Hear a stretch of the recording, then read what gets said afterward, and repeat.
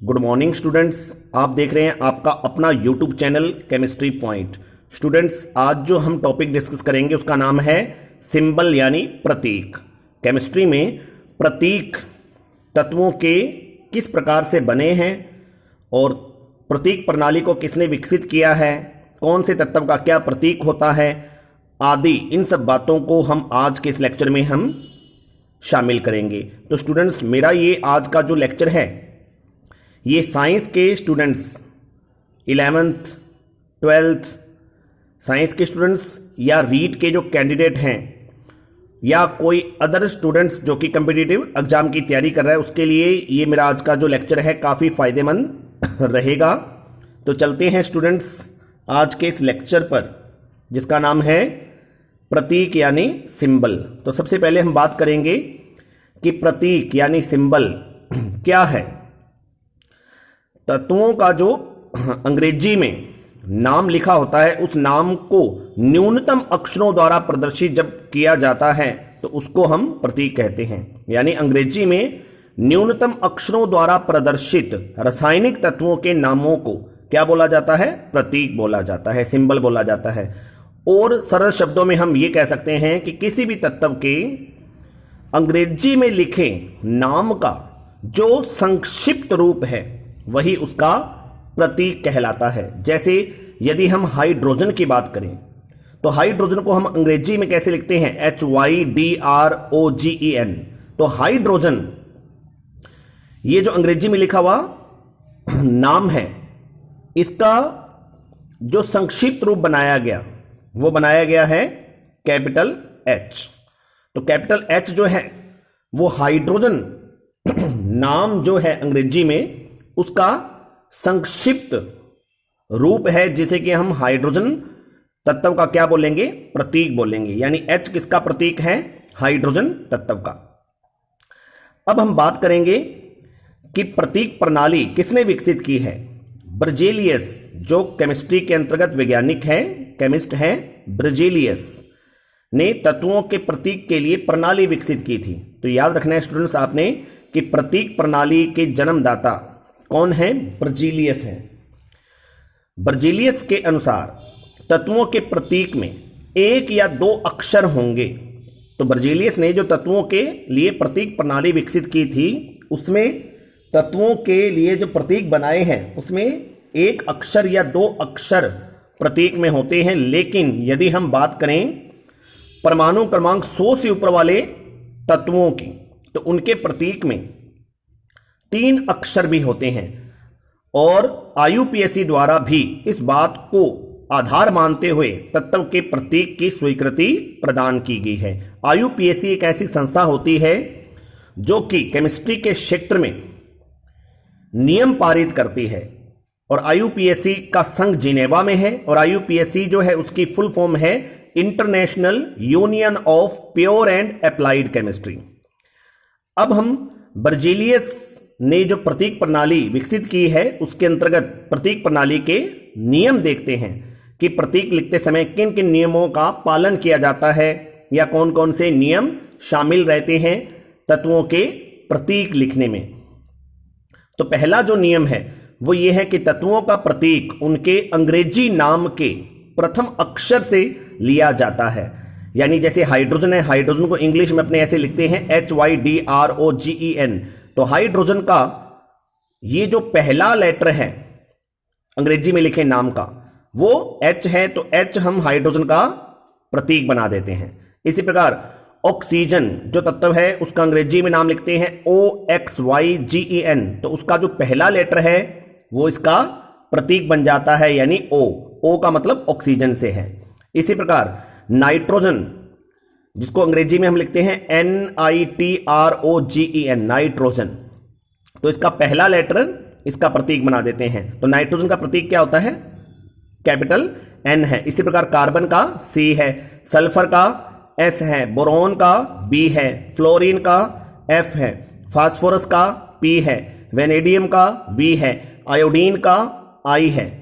तो ये पहला नियम है। पहला नियम आपने ध्यान रखना है कि किसी भी तत्व का जब प्रतीक दिया जाता है एक अक्षर का तो उस तत्व के अंग्रेजी में लिखे नाम का जो पहला लेटर होता है वो ही उस तत्व के प्रतीक के रूप में लिखा जाता है। अब दूसरा नियम, कई तत्वों के नाम जब एक ही अक्षर से शुरू होते हैं तो इन तत्वों में से एक तत्व के प्रतीक में एक अक्षर रखा जाता है, जबकि अन्य के प्रतीक में दो अक्षर का प्रतीक रखा जाता है तथा उस स्थिति में पहला अक्षर कैपिटल तथा दूसरा अक्षर स्मॉल लिखा जाता है।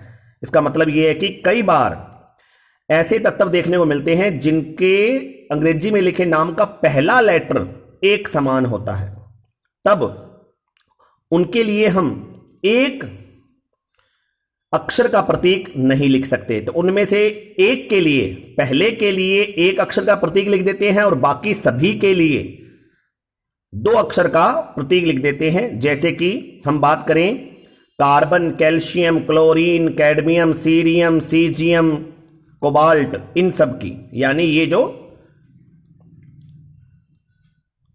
6-7 तत्व लिखे हुए हैं, carbon, calcium, chlorine, cadmium, cerium, caesium, cobalt, इनमें बात करते हैं तो इन सब के अंग्रेजी में लिखे नाम का पहला लेटर सबका सी है, तो सभी का एक जैसा प्रतीक सी नहीं बन सकता।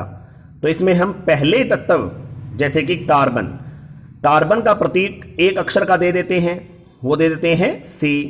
लेकिन कैल्शियम का जो प्रतीक है, क्लोरीन का प्रतीक है, कैडमियम का, सीरियम का, सीजियम का, इसी प्रकार कोबाल्ट का, इनका प्रतीक जो है वो हम सी नहीं लिख सकते, क्योंकि सी जो प्रतीक है वो हमने कार्बन के लिए यूज कर लिया है। तो हम कैल्शियम के लिए जो प्रतीक यूज करेंगे वो दो अक्षर का प्रतीक यूज करेंगे, जिसमें पहला लेटर कैपिटल होगा और दूसरा लेटर स्मॉल होगा। तो कैल्शियम का प्रतीक क्या बनेगा? Ca, क्लोरीन का क्या बनेगा? Cl, कैडमियम का Cd, सीरियम का Ce, सीजियम का Cs, कोबाल्ट का Co। तो आपने ध्यान रखना है स्टूडेंट्स। इसी प्रकार क्रोमियम का Cr।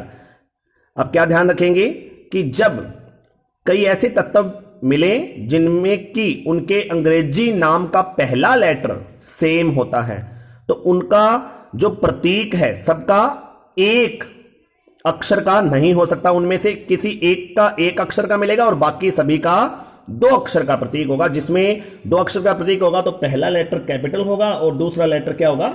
स्मॉल होगा। अब हम चलते हैं तीसरे नियम पर। जो तीसरा नियम है ये सबसे महत्वपूर्ण नियम है तत्वों के प्रतीक प्रणाली में।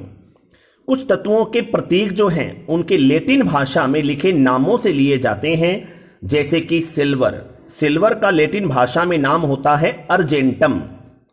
इसी प्रकार गोल्ड का लैटिन भाषा में नाम है ओरम, सोडियम का है नेट्रियम, पोटेशियम का है कैलियम, मरकरी का है हाइड्रेजीरियम। तो सिल्वर, इसका लैटिन भाषा में नाम है अर्जेंटम। तो इसके प्रतीक में पहला लेटर यहां से उठा लिया गया कैपिटल ए, और दूसरा लेटर ये जो तीसरा लेटर है जी यहां से उठा लिया गया, तो बना दिया गया एजी। तो सिल्वर का जो प्रतीक बना है एजी, वो सिल्वर के लैटिन भाषा के नाम अर्जेंटम से लिया गया है। इसी प्रकार गोल्ड का ये जो प्रतीक एयू बना है, ये बना है इसके नाम ओरम से, जो कि लैटिन भाषा में इसका नाम है। इसी प्रकार सोडियम का प्रतीक होता है Na, वो Na प्रतीक कहां से बना है? इसके लैटिन भाषा के नाम नेट्रियम से। इसी प्रकार पोटेशियम का प्रतीक है K, जिसका कि लैटिन भाषा में नाम होता है कैलियम, तो कैलियम से K प्रतीक लिया गया है। इसी प्रकार मरकरी, जिसका लैटिन भाषा में नाम है हाइड्रेजीरम, तो हाइड्रेजीरम से ये फर्स्ट लेटर H और ये जो लेटर है G, ये साथ में स्मॉल, दोनों उठा लिए गए हैं, तो Hg इसका प्रतीक बना है। इसी प्रकार हम बात करें आयरन की, कॉपर की, लेड की, तो आयरन का जो प्रतीक है वो होता है Fe, और Fe प्रतीक जो है ये आयरन के लैटिन भाषा के नाम फेरम से लिया गया है। तो फेरम में देखिए ये फर्स्ट और सेकंड लेटर ही उठा लिया गया Fe। इसी प्रकार कॉपर का प्रतीक होता है Cu, जो कि इसके लैटिन भाषा के नाम क्यूप्रम से लिया गया है। तो क्यूप्रम में ये दो लेटर, जो पहले दो लेटर है जिसमें पहला लेटर कैपिटल और दूसरा लेटर स्मॉल है, वो ही इसका प्रतीक बना दिया कि क्यूप्रम से। इसी प्रकार लेड का प्रतीक होता है Pb, जो कि लेड के लैटिन भाषा के नाम प्लम्बम से लिया गया है। अब प्लम्बम में पहला लेटर P और ये जो छठा लेटर है B, यहां इन दोनों को उठाकर इसका प्रतीक बना दिया गया है। तो स्टूडेंट्स, ये थे तत्वों के प्रतीक के बारे में जो 3 महत्वपूर्ण नियम। इसके बाद एक नियम और है जो कि परमाणु क्रमांक 100 से ऊपर वाले तत्वों के लिए लागू होता है, उसको हम नेक्स्ट वीडियो में बात करेंगे, उस पर चर्चा करेंगे नेक्स्ट वीडियो में। तो स्टूडेंट्स, मुझे उम्मीद है मेरा आज का ये जो लेक्चर है वो आपको काफी पसंद आया होगा। तो इस वीडियो को आप लाइक और शेयर जरूर करें, और जो नए यूजर्स हैं वो मेरे इस चैनल को सब्सक्राइब कर दें और साथ में बेल आइकन को भी जरूर दबा दें, ताकि मेरी आगे आने वाली हर वीडियो का नोटिफिकेशन आपको समय रहते मिल सके। और स्टूडेंट्स, आप मेरे इस चैनल की प्ले लिस्ट पर जाकर अपने टॉपिक वाइज जो टॉपिक हैं वो सर्च कर देख सकते हैं और अपनी केमिस्ट्री के नॉलेज को इंक्रीज कर सकते हैं। Thank you students.